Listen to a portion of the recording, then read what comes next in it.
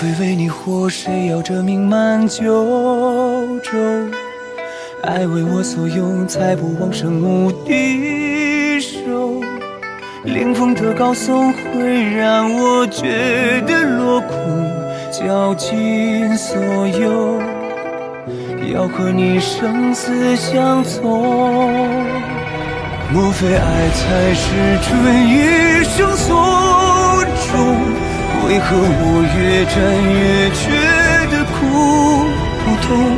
没能得到你许我的平凡朝暮，那情愿路回到落。入你怀中，而不是云风，穿过那迷雾，一重重封锁。这是道生父，一善恶孰轻孰重？只有爱给我天空海阔，只做你的英雄。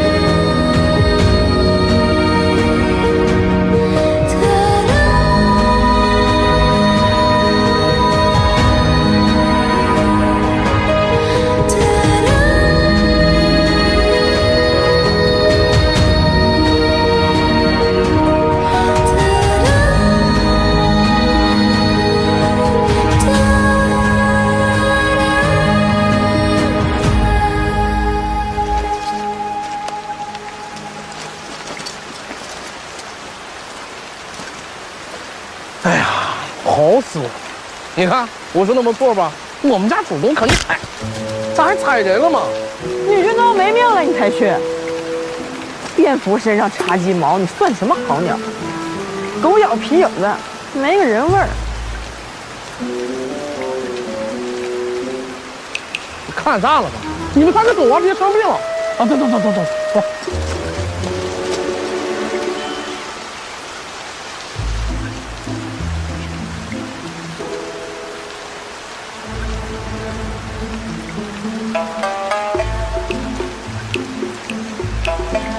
干什么？我怕你生病了嘛。你用不着你假惺惺的。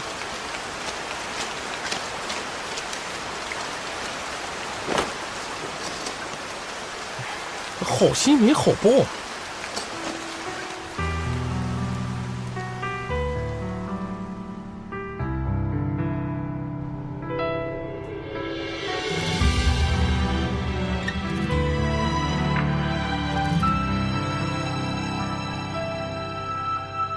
月光似深海无言，却隔岸。曾和西厢梦点燃，又怅然。烽火中聚散，相拥刻下温柔缱绻。惊鸿一眼，此生怎能忘却？我愿跨越山海，赴你的风月，等白首一如初见。江南烟雨不是落在你眉间，此生不枉然。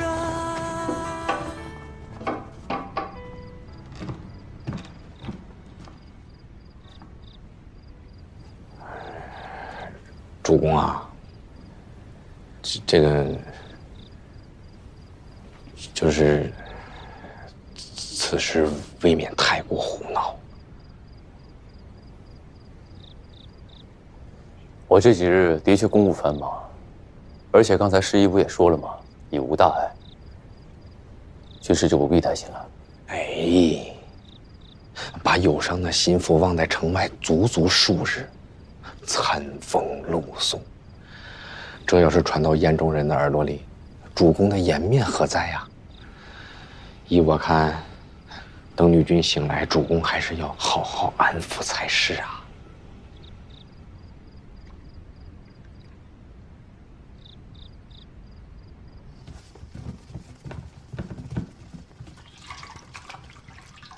女君，女君，慢点，慢点。女君，你终于醒了。我这是睡了多久啊？2天1夜了。女君，你饿了吧？小桃去厨房准备餐食了，待会儿就可以喝到热的粥。这又是哪儿啊？这是南君的寝屋。方才女君烧得不省人事，南君请了侍医过来，只不过这侍医走了以后，又来了一位自称证书的人，说是南君不喜他人进主屋，朱夫人让女君去偏院住。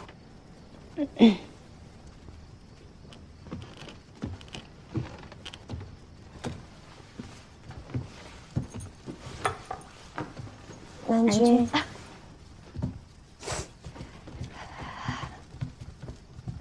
南君，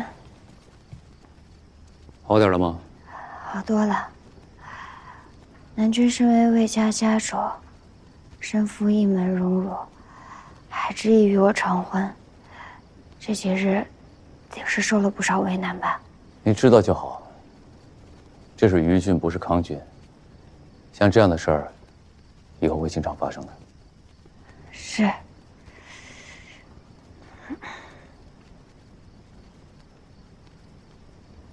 我这就叫人去把他收拾出来。不必了。刚才婆母差了一位叫郑叔的人来，说给我找了别处休息。且正想问南君，可知道那偏院在哪儿？要走多远？偏院。南君不用过于担心。妾只是染了风寒，但这几步路还是能走的，大不了明天再多喝几副汤药就好了。劳烦请南君帮我找个人指一指路。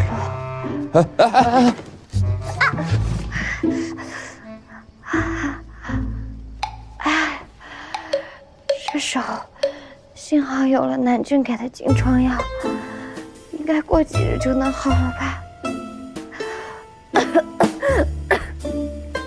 南君，你先稍等，让妾收拾一下。哎呀！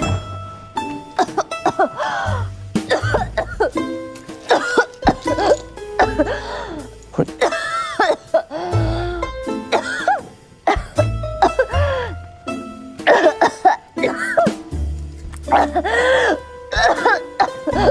你赶快上床歇着吧，我去偏院。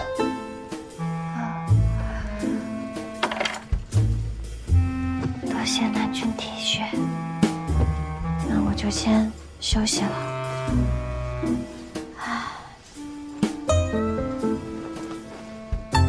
南君，你也要早点休息啊。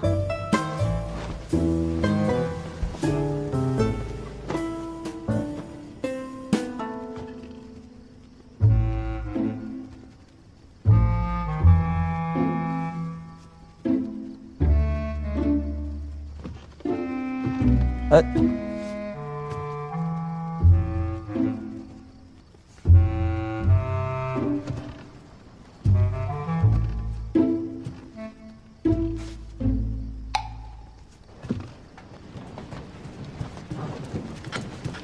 雨君，走了。那女君，我们还按郑叔的安排去偏院住吗？不去。把我晾在城外3天，如果就这么轻易的随了他们的意，那以后我这位贵女君怎么当？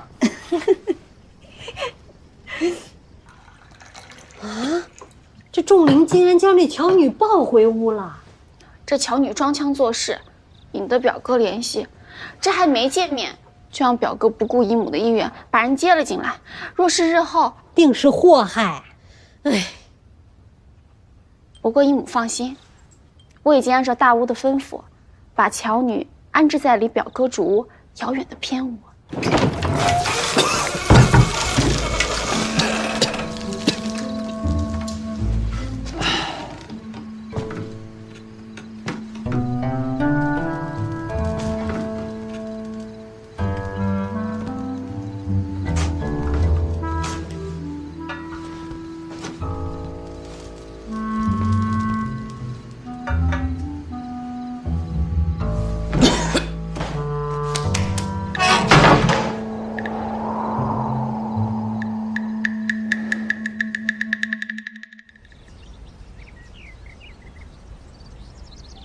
此等华冠丽服，竟是出自您之手。南君见了，定要夸赞您慧心巧思呢。还不知道是否合身，数月未见，只得照着表哥从前的尺寸做了。哎呀，咱们也真够倒霉的。平日被安排洗涮夜壶也就算了，如今竟被安排伺候那乔家女，就是。啊，南君。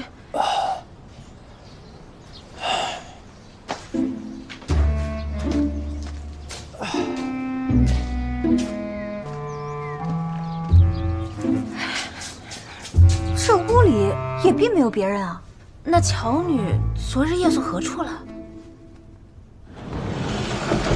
表，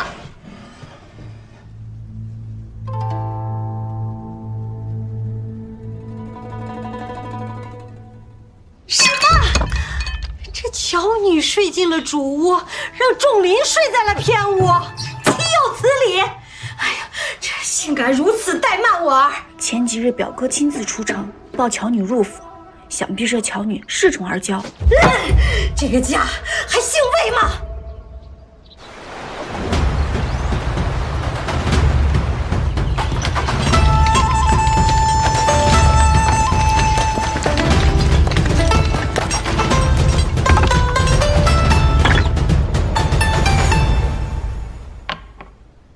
恭喜主公，永宁区公事开端平顺，必是通水必将惠泽两岸百姓，功在当下，福庇千秋啊！魏良听令，在，即刻准备3000精兵，驻扎排驿。啊？这排驿几个州都有所忌惮，而且14年前的战乱，就是因为永宁区而起。虽然如今我恶名在外，他们不敢轻易对我出兵，但还是要提早防范为好。在排驿屯兵，一来呢可以镇守永宁区，这二来可以震慑燕州。等到来日去打他。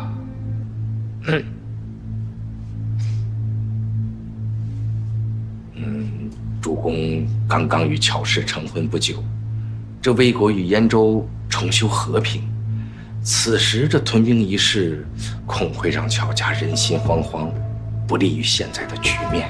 我管他呢，这乔家人行事向来畏首畏尾的。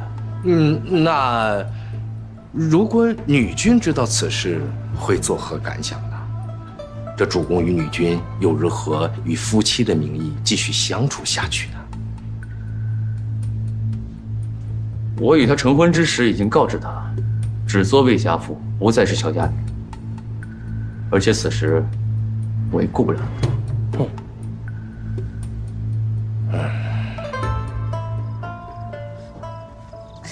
小桃，你近日在城中看得如何啊？看了几家商铺，过几日我就去谈一谈。好。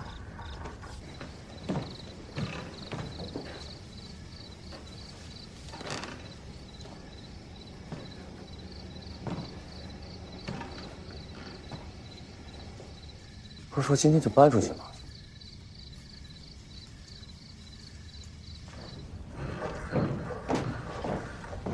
还没收拾完呢。南君，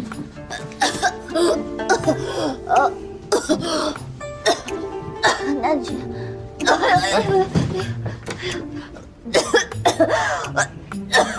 这是怎么了？你不是好多了吗？南君有所不知，今天我去拜见婆母的时候，为了显得得体些，吃了一些薄荷叶，用来镇咳。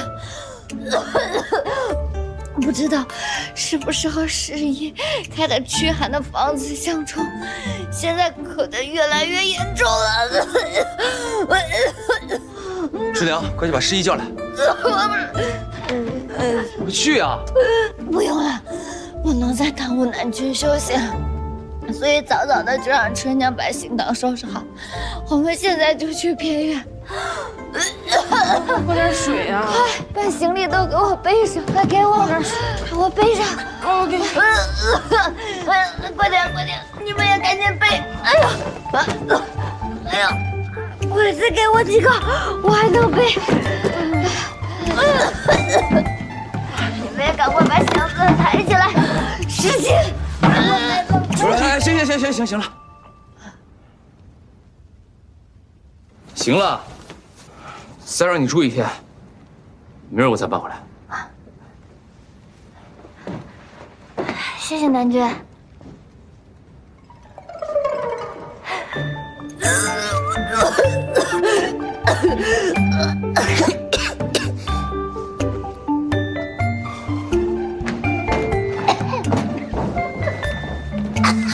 给我水。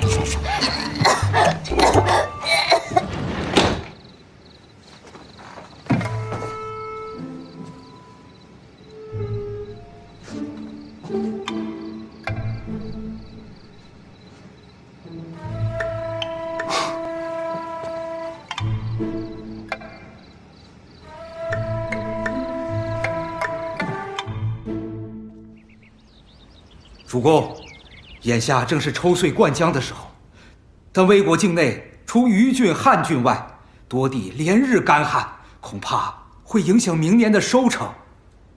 传我令下去，即日起，各地庶务优先保证灌溉用水，兵防次之。是，此举不妥吧？军工、战马用水量极大。何况我们连续收复了新都跟盘邑，军中士气正旺，理应一鼓作气。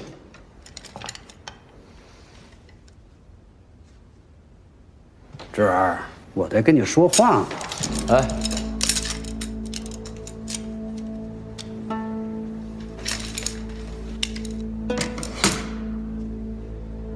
唐伯有所不知啊，我连年征战，百姓与将士早已疲惫不堪。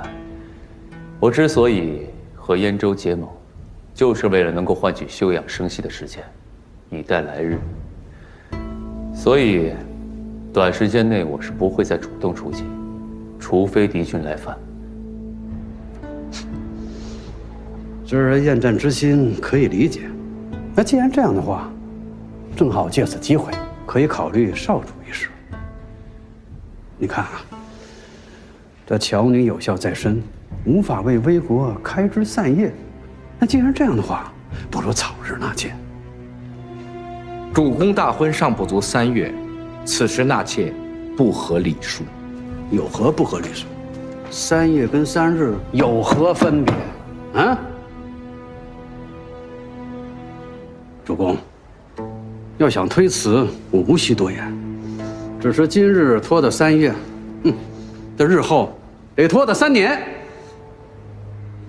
侄儿，俗语有言，汉郡的婆姨，虞郡的汉。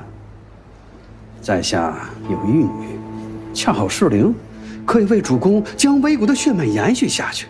有了少主，哎，我等也就安心了。所以你的意思是，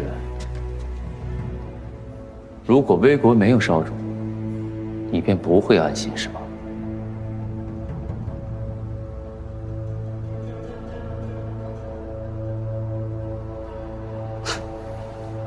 我也是为了魏国的大业考虑啊。若主公身边有心悦之人啊，我无需多言。只是主公与那乔女的联姻，只是为了利益，并无感情啊。延绵少主一事更是无望，这才想让主公早日纳妾。已过魏家的根基。主公，明鉴。主公，纳妾事大，还是应当在各郡公开筛选，不拘泥于汉郡一地。是啊，我等也可为主公精心挑选。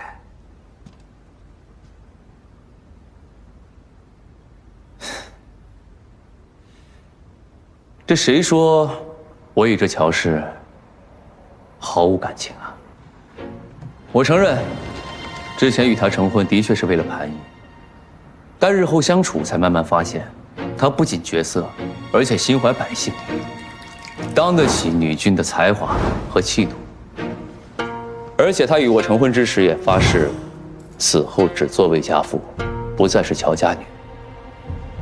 乔归刚死，他就执意与我成婚，也算是背叛了家族。如今我二人情谊甚笃，伉俪情深，所以唐伯，我身侧再也容不下任何的歧视了。近日听闻女君身体抱恙，主公竟然腾挪出主屋供女君休养，自己搬去偏远。主公对女君百般呵护，极致宠爱，这在府内是众人皆知的呀。是，说的好听。军师，你不说我还忘了。小谭，在。我让你把我喜欢的诗钗用度放到合适的位置，你可办妥？已按照南君的喜爱摆放妥当，只是偏屋空间狭窄，南君喜爱的那把弓暂时还未寻得合适地方悬挂。主公果然对女君情深意重，竟可委屈自己去睡偏院，可见两人确实是感情甚笃啊。那是自然。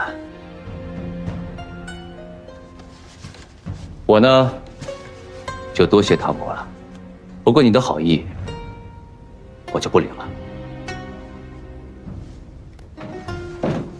多谢魏将军关心。魏将军想的周到。谢将军好意。四个屁猴！诸位都看到了，就是不想身边留我推举的人，还没明白吗？防着你我呢！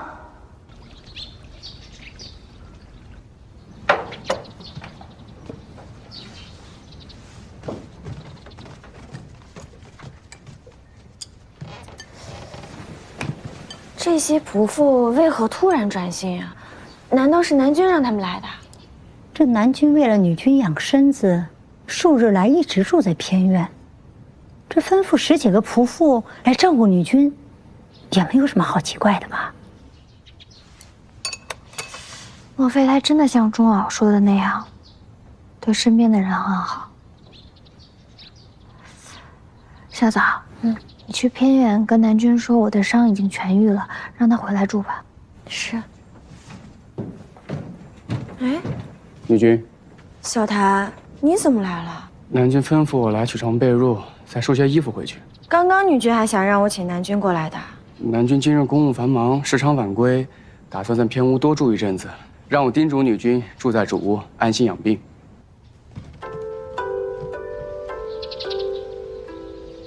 全府上下无人不知，无人不晓。昨日南君在衙署拒绝了宗亲纳妾之事，还说与女君经历了生死磨难，不肯纳妾，驳女君颜面。这些仆妇啊，肯定也是听说了，谁还敢欺负咱们女君呀？这咱们到了盘邑之后，这女君和南君总算是结下了一些情谊。在这个家里，只要有南君护佑着女君，女君就不至于太辛苦。这2个人在一起，夫妻恩爱是最重要的。伯父也说过，为了伯母的颜面，他不纳妾。可是我却不觉得他们这样深爱。这种事情人云亦云，哪能因为别人起哄，自己也跟着信了？是啊，这2个人在一起，也不能光靠着南君。小桃呢？这孩子啊，自从我们到了于郡，他就拿着女军的嫁妆，琢磨着去做买卖了，说是后半生啊，要让女军过上好日子，衣食无忧。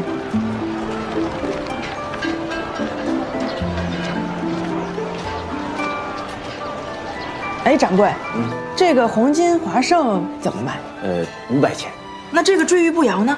这个是800钱。我能看看吗？没问题。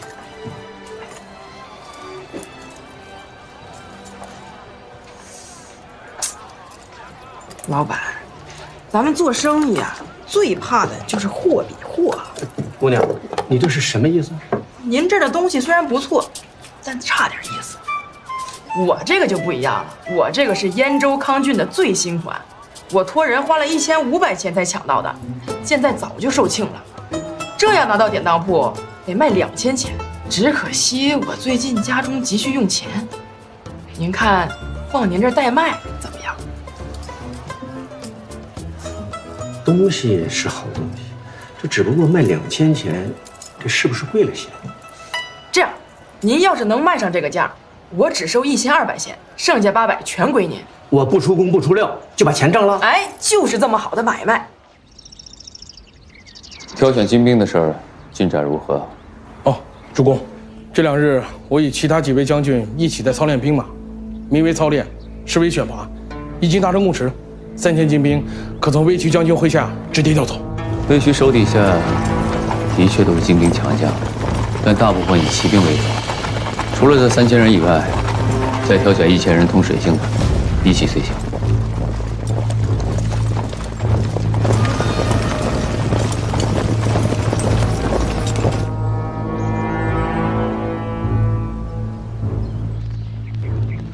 早知道这小乔的嫁妆还真的是潘一成，你当时对他就应该再上新鲜，也不至于让魏国今天占了这么大一个便宜。现在的魏国已经在盘邑派了驻兵，我们再想收回来就难喽。魏国欲先发制人，叔父何不向父王禀报，向孝刚增兵，以挟制潘邑？世子说的有道理，有道理，我这就去。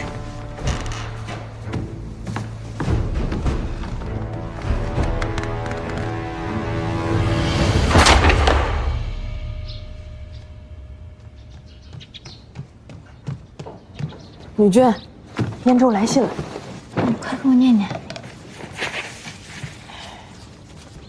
出嫁从夫，恪守妇德，恩爱不移，开枝散叶，误入家风。哎，周牧这哪是写家书啊，这是抄了一整部训女书吧？唉，这女君在魏家这般难，周牧还寄希望于女君，想着化解2族矛盾呢。大伯是为了燕州担惊受怕，想让我以柔克刚，以美色说服南郡不要再打燕州的主意，且为燕州谋些福利。可是天下哪有这么好的买卖啊？主公，去年本就产粮不足，来年恐怕还会再遇饥荒。汉郡尚有盈余，依我之见，你便应了纳她一女为妾一事吧。是啊，何况乔女为妻始终不是长久之道，乔家人呢也永远不可能成为魏国真正的女君呀。乔女不配。魏典举荐的女子不便纳，我内里有2个。够了！我跟她的婚姻，既是家事也是正事。你们在祠堂说上几句也就罢了，这是书房，你们就是属神，怎敢当着我的面说女君不配？是。我既然以她成亲，她自然就是魏国女君。你们只知道她是乔家人，却从未见过她的气度和胆量。这纳妾一事，以后不许再提。是，主公。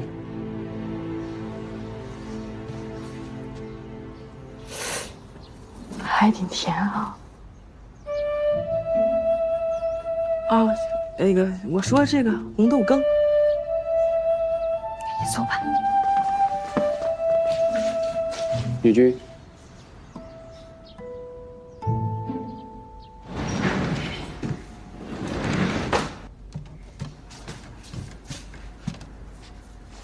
女君体恤南君劳累，特意送了羹汤。说什么呢？大点声！女君体恤南君劳累，特意送了羹汤，就在门外候着。这新婚夫妻彼此体恤，倒是恩爱啊！是啊，是啊。说的是啊，这天气这么凉，他又赶着风寒，还特意前来。快叫他进来。可是南君先前叮嘱过多次，书房中地不许任何女眷进入，监管不力，就要罚小台年俸。女君除外。是。哎，等等。罢了，我亲自去。这主公书房时常讨论政治机密，可见主公对女君十分信任啊。这巧女当真如此好？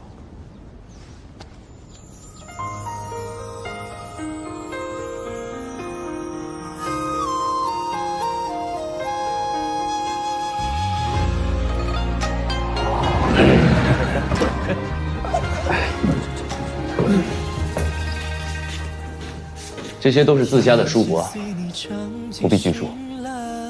啊。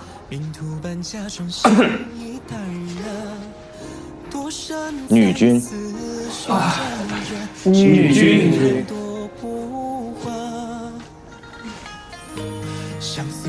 今日这么冷，还穿这么少啊？小谭，把披风拿来。是。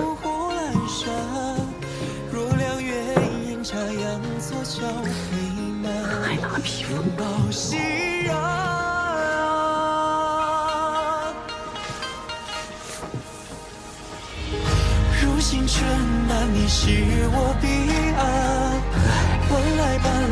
我等不便打扰主公与女君畅叙幽情，先行告退了。先行告退。好。如星辰般你是我彼岸，为你轻披上天就浪漫，往昔日暗夜来日长伴，共赴尘世轮转。今日贸然前来，是想感谢南君体恤，让我在主屋住了这么久。如今我已经痊愈了。让南君今夜回去住。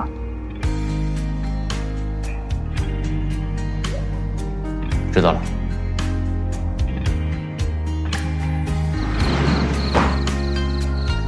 走。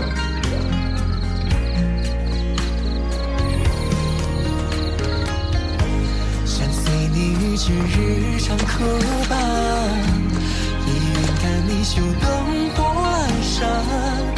若两月阴差阳错交杯满，拥抱熙然。如星辰般你是我彼岸，换来斑斓情愫一起燃。回忆几般飘落那绚烂，辗转的心事你是否了然？如星辰般你是我彼岸。为你轻披上天就浪漫，往昔日暗夜来日长伴，共赴尘世轮转。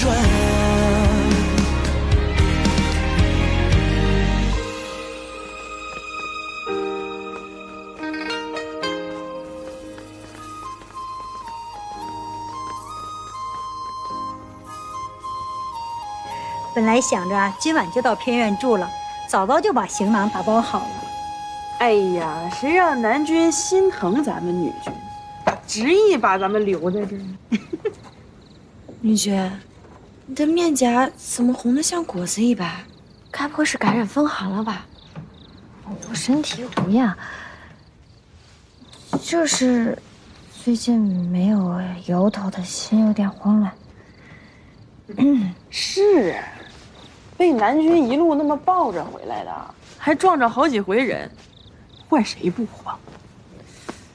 不过，还是比不上那日。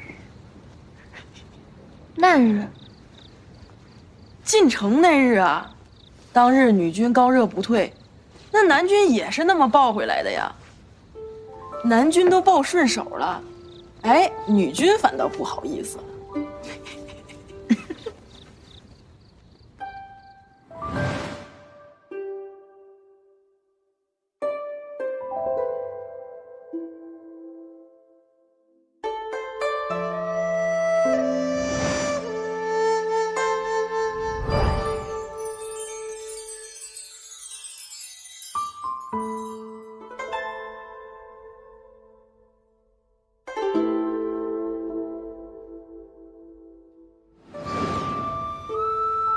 那是我错怪南军了，把我晾在城外，并非他的本意，我还迁怒于他，让他睡了那么多天的偏院。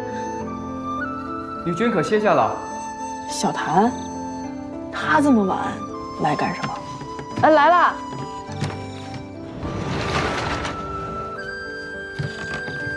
女军，这是南军吩咐我给女军送来的。说女军在城外的衣服被雨淋过了，可以做些新衣。哦，南军还特意交代过，女军仍在校期，布料以素色最为适宜。南军有心了。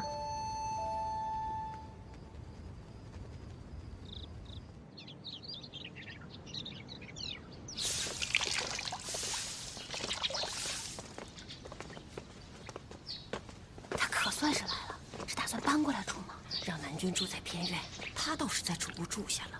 哎，刚进门的心腹，真是不懂礼数。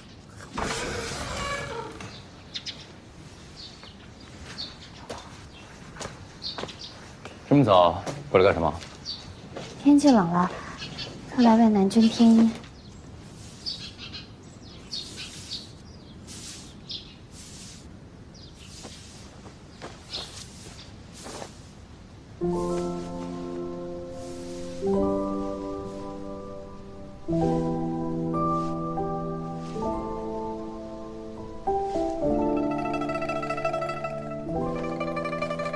我不用你照顾，照顾好你自己就行。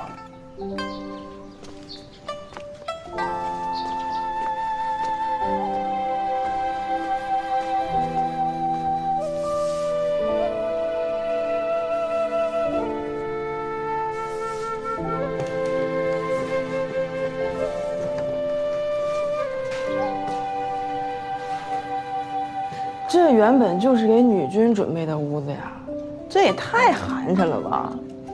没成想，南军竟然对他如此之好，不知使了什么不懂礼数。好听吗？你进来一块聊会儿来。走啦。这在家时啊，娘家念你终归会嫁到别处，就会把你当外人。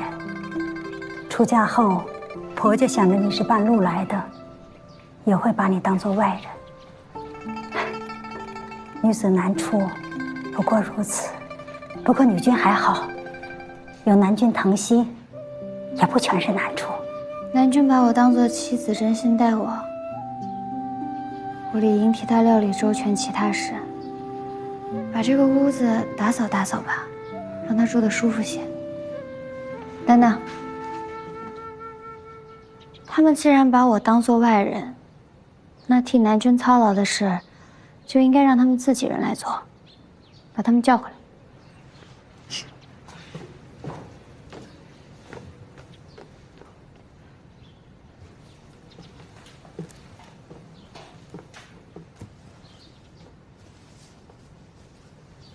小桃，你去帮我打听点事儿。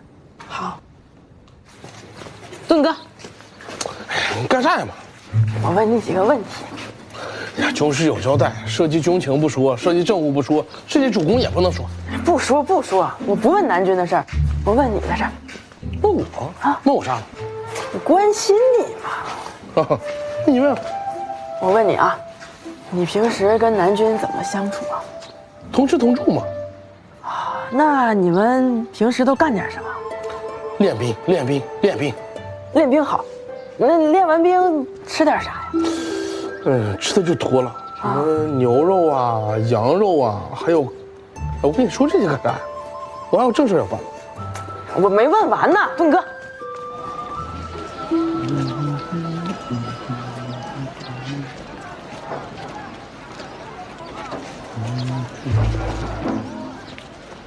忙呢？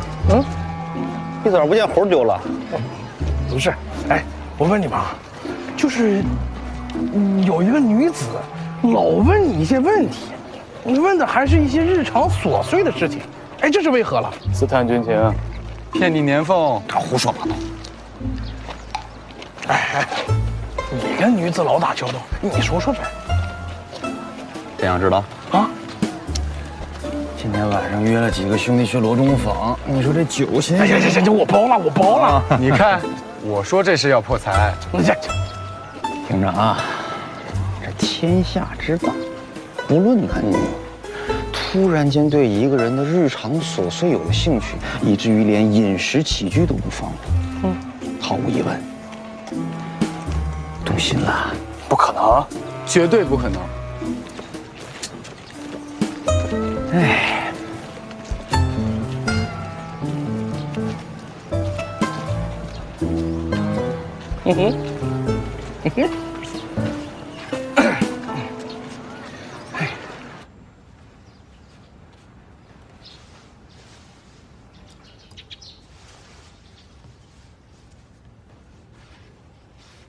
女君，我找魏良细细打听了，南军跟他们同吃同住，魏良常吃的肯定就是南军爱吃的。那便备下吧。好嘞。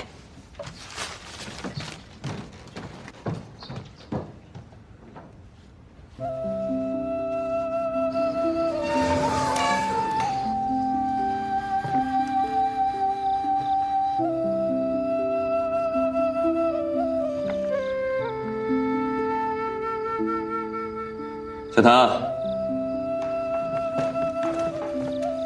在。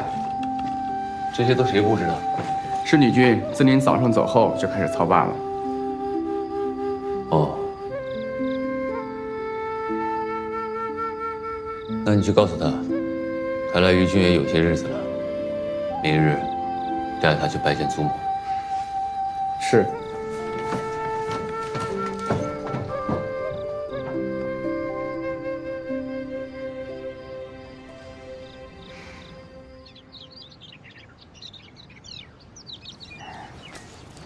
还好吗？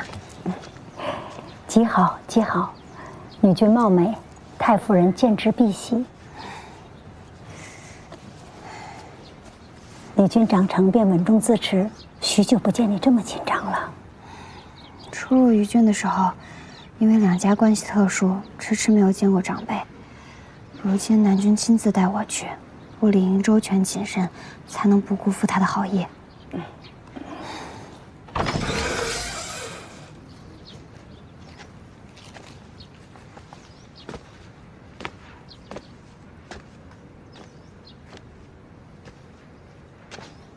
走吧。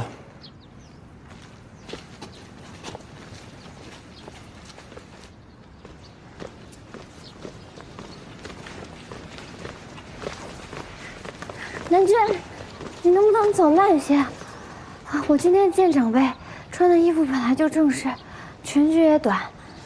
你本来比我高，腿也长，你这样走下去我跟不上。麻烦。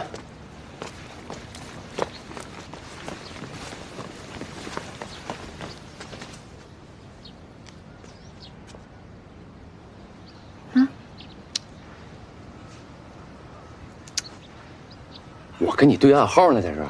我的意思是你腿短，让你先走。啊，你就先走一炷香的时间，我也能追得上你。快走。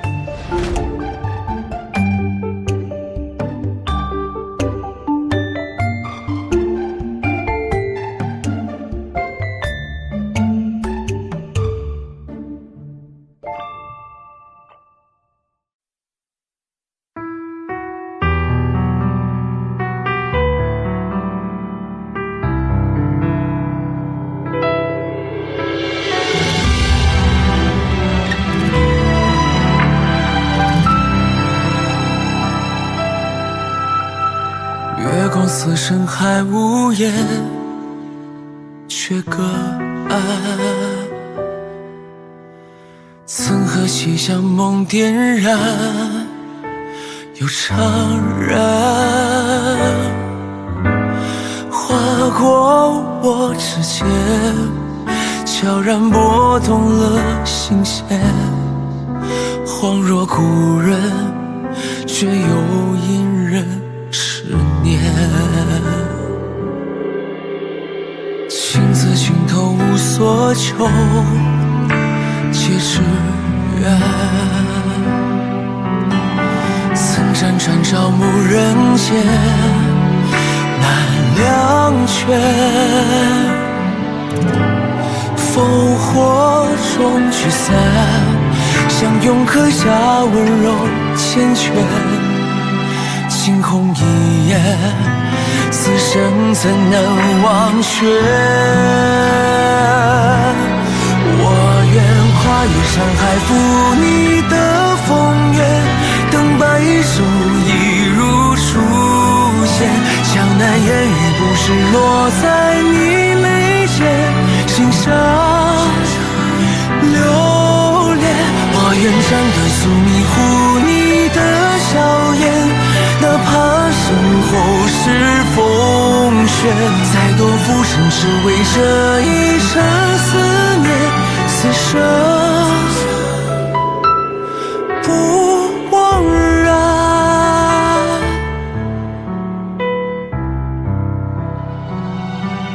我愿跨越山海，赴你的风月，等白首一如初见。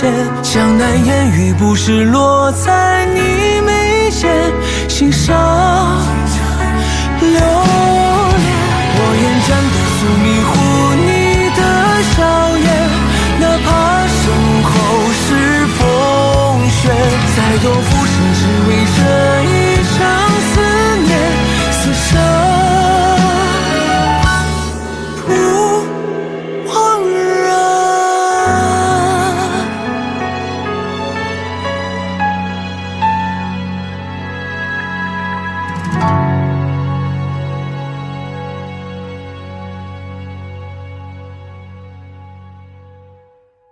听说你把盘义作为嫁妆，还帮仲林修永宁渠。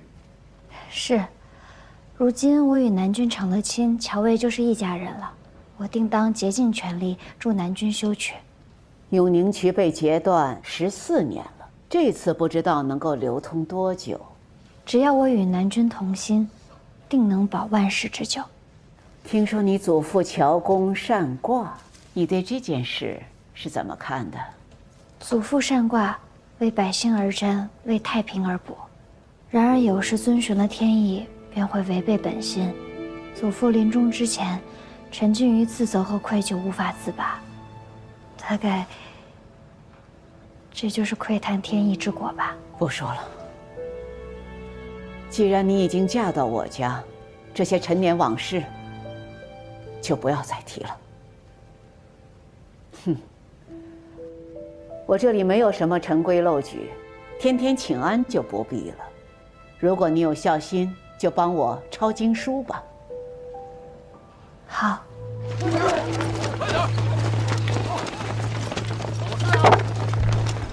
站住！王老弟，你是绝郡人士，你以为迁居到了伯牙就能逃开兵役？跟我走！哎呀，军爷，你行行好吧，我都60多岁了，去了也不能行军打仗啊！叫你入伍便入伍，啰啰嗦嗦干什么？偷打！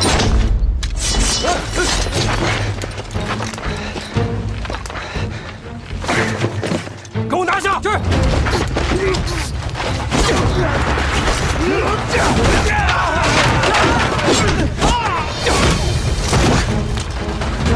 你给我等着，我肯定还会回来的。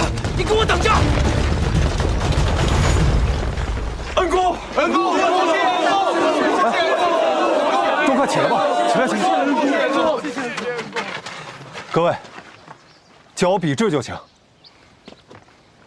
笔直兄弟，这薛太好战，常年应兵打仗，壮丁都没了，现在连老人和小孩都抓呀，如果他们敢再来，我就再把他们打跑。比之兄弟，你为人仗义，我们都服你。眼下你正该站出来，带领弟兄们寻条活路啊！是啊，对啊，活下去。对。可我和娘子刚刚成亲，我只想和她好好过安稳日子。方才你把兵头打走了，薛太定会带兵前来报复，到时候你家夫人如何过得了安稳日子？是啊。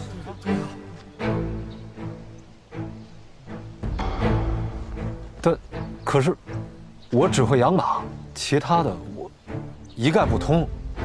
小人略读过几本书，明白师出有名的道理。眼下最重要的是寻一个名头，才能服众。那就伯牙诸军都帅，这个名称正好合用。小人愿做一长史，为将军出谋划策。我们矿上人多，兄弟们有把子力气，愿意追随壮士。愿意追随壮士。比之，我们逃吧。我在康郡的时候就常听满满念叨，边州有2名猛将，一个是李肃，另一个就是薛泰。他素有恶虎之名，兵强马壮，我们招惹了他，伯牙真的待不下去了。那我们又能逃到哪儿呢？现在外面兵荒马乱，我只有让自己变得强大，干脆占了伯牙，我才能保护你。你已经把我保护得很好了，我过得很开心。现在这些能算什么呀？我想要给你的远远不止于此。我不想让你过上居无定所、山村野妇的日子。我只要跟你在一起，其他那些我根本就不在乎啊。阿范，我在乎。我之所以想当伯牙之主，其实还另有原因。如今薛泰征兵，想必是要牵制盘邑。魏国肯定会为此事头疼。如果我能在伯牙拦下薛泰，也算是履行那天在盘邑山林向女君的承诺，效力魏国女君。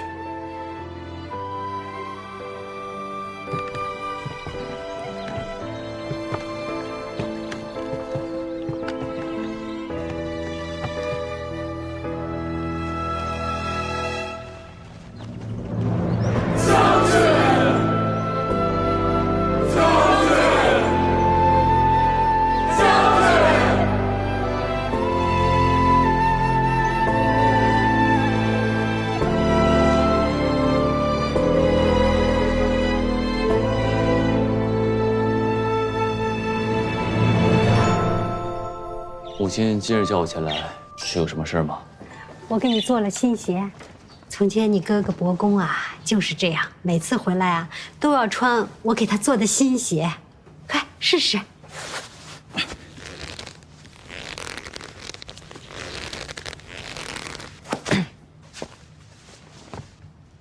钟离啊，但这乔家与我们魏家只有血海深仇啊，所以这乔女一进门，我就心生厌恶。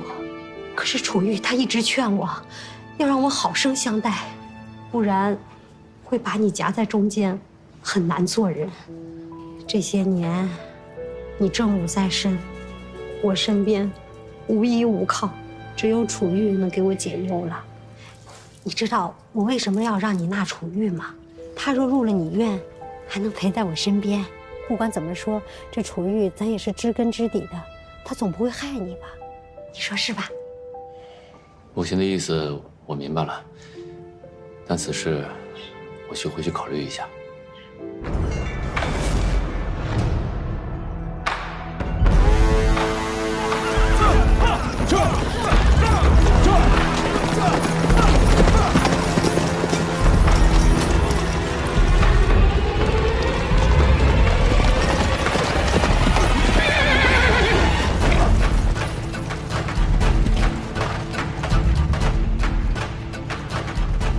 将军，对面那个绿眼睛的就是秉志，此人天生蛮力，且会驯马。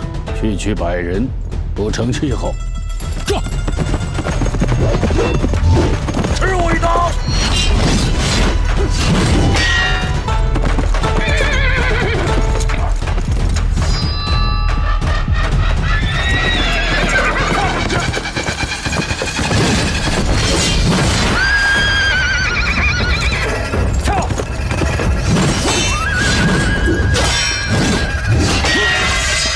直接能与将军战个平手，真的也真是厉害。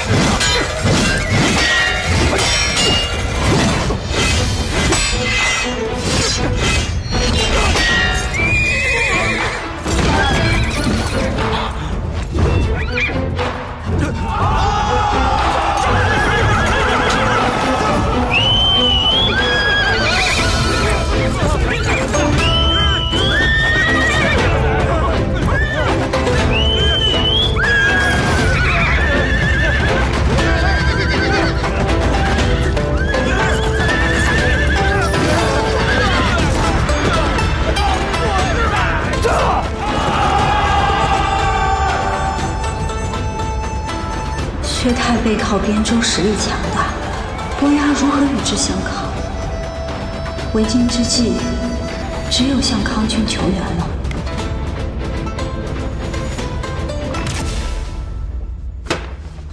当日为一马奴死走，其父母宗族于不顾，如今还有脸写信求援？主公，边州一直对伯牙虎视眈眈，如果此时出兵，怕是会得罪边州啊。况且伯牙临近盘邑，只怕威侯也会误会。兄长，阿范毕竟是乔家的女儿，总不能坐视不管，弃血脉亲情于不顾啊。是。主公才是燕州州牧，此事当由主公决断。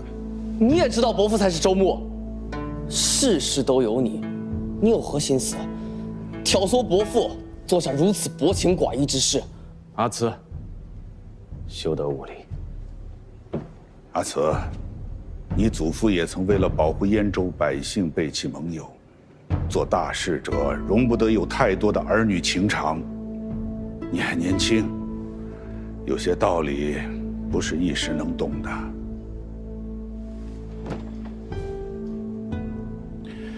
得罪边州倒是其次，重要的是魏国。伯牙和盘邑相邻，魏少在盘邑屯有数千精兵。这个时候，我们向伯牙派兵，魏少会怎么想？主公思虑的对。此事已决，燕州可以派人接回阿范，但出兵之事绝无可能。